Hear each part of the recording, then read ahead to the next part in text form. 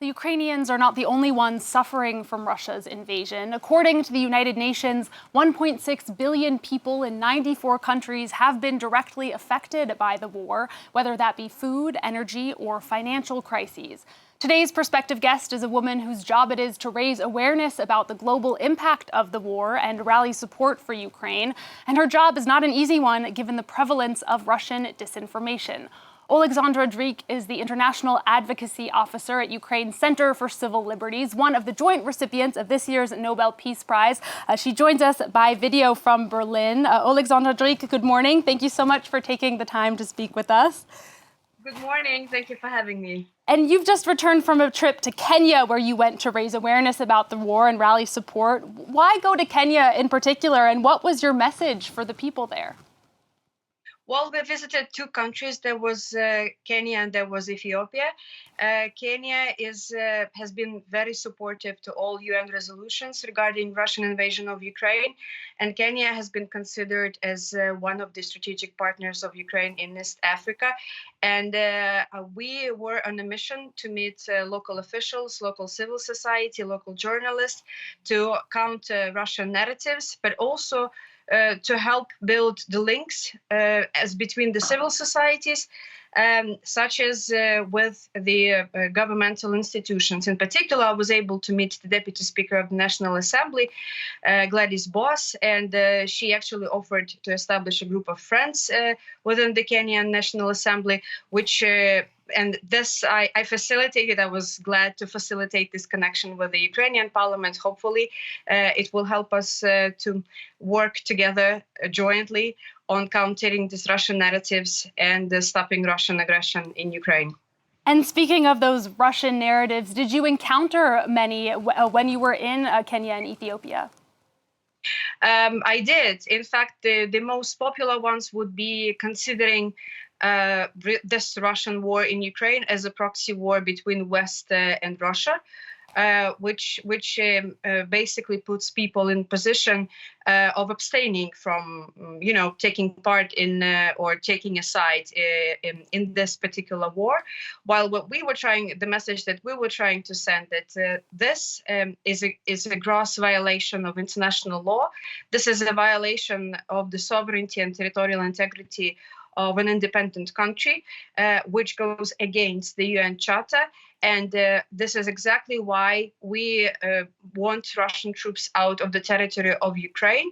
And this is Ukrainians that are fighting now with Russian army in Ukraine, not NATO troops. So explaining this, I think, does make a lot of people think about the nature of this war.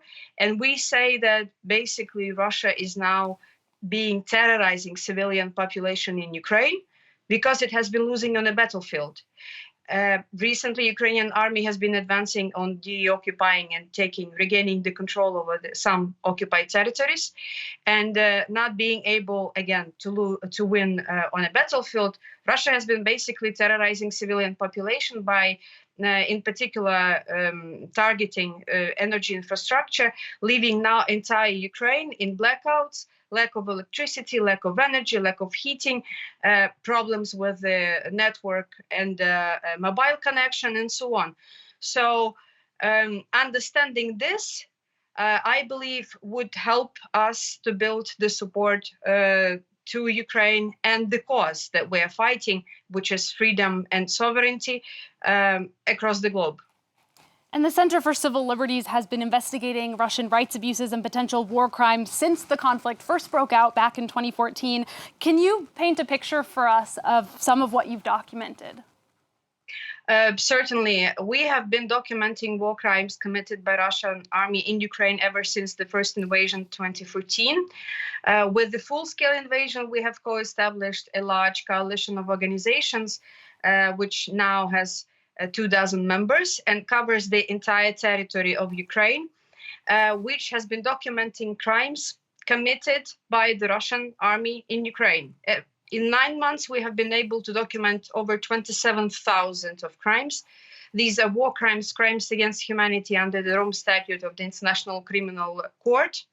Obviously, we cooperate with national authorities as well as international authorities like ICC, Eurojust and Genocide Network, UN, OAC, Moscow Mechanism in particular, European Court of Human Rights. So basically, we use all the tools and instruments available to make sure that there is accountability for all these crimes that have been committed in Ukraine.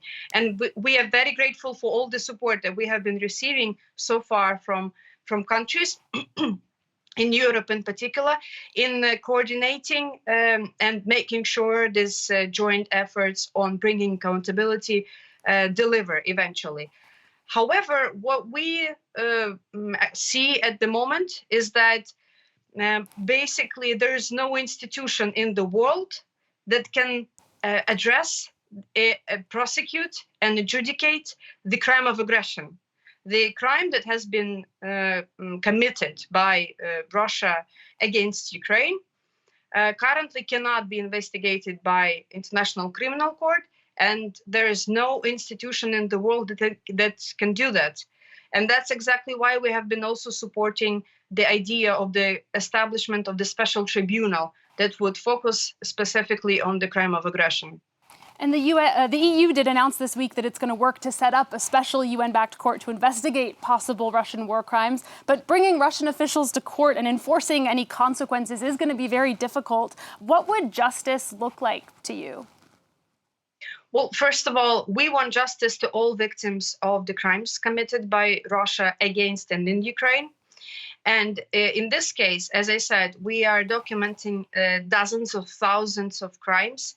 So you can imagine the number of victims.